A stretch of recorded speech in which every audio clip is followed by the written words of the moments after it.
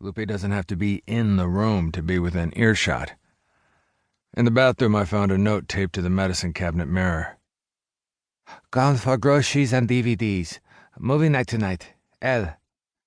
I reached through the shower curtains and wrenched the cold water handle. Tonight was the big night. I had a lot to do, and I couldn't waste time trying to put a Freudian spin on today's bad dream, even if there was a good chance I would get my heart ripped out before the sun came back up. T.S. Eliot's Little Gidding begins with, "Midwinter spring is its own season, sempiternal though sodden towards sundown, suspended in time between pole and tropic." The dead of winter in Louisiana is something like that. Short sleeves one day, a sweater the next. Tonight, the weather hadn't made up its mind. I buckled my shoulder holster over a sleeveless tee and shrugged into a flannel shirt, but left it unbuttoned so I could reach the Glock 20 loaded with silver frag ammo under my left armpit. Opening the screen door, I stepped down and walked barefoot through the January chrysalis of my new backyard. The brown, withered grass sighed beneath my feet. Not quite dead, not quite alive. Like me, in a sense. Except that, come true spring, mid to late February, the lawn would burst forth with new life while I would be, well, what? All flesh is grass, but where most folks end up succumbing to the lawnmower of life, some of us cheat the mulching process and come back as ghastly perennials. Considering the last 18 months of my so-called half-life, there was probably a fertilizer analogy I could come up with, but I didn't want to go there. I stepped on a mushroom and felt it dissolve between my toes. Forget the green stuff. A pale, nocturnal parasite was probably a better analogy for my condition. That's me, a real fun guy. Ba-dum-bum. By now you'd think there would be a clear-cut diagnosis of my actual condition. But no, I was left with two starting presumptions.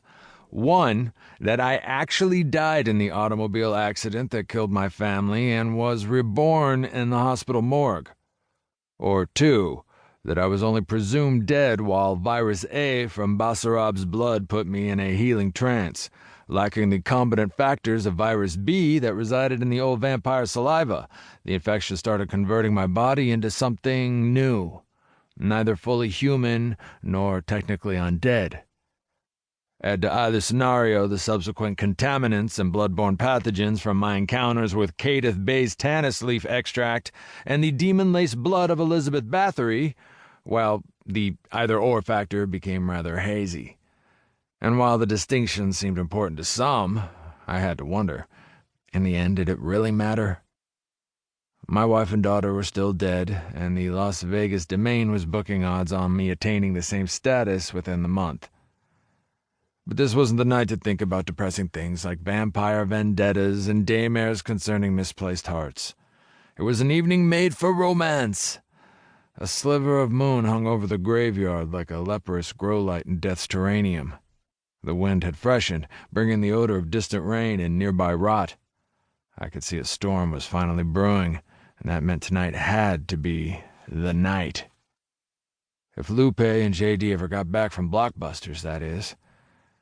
I reached into my pocket, fished past my grandmother's ring, and retrieved a small vial of mentholatum. I rimmed my nostrils with ointment before continuing to the far end of my property. 1 minute I was alone, the next I was outnumbered 3-1. You might think that the ability to see into the infrared spectrum would give me all sorts of advantages, but infravision is worth diddly squat when the creatures coming at you have no body heat. The dead were a dozen yards away before I finally saw them. 3 corpses shambled toward me, their clumsy, unbalanced rhythms reminiscent of a trio of winos in fully South search mode for the nearest liquor store. The one in the middle looked freshly dead, while his wingman had been in the ground a great deal longer. They stumbled to a stop against the waist-high stone wall that separated the cemetery from my backyard. Unfortunately, this wasn't a dream. The stench of dust, dirt, mold, and chemically retarded decomposition continued its forward momentum, slamming past the menthol barrier and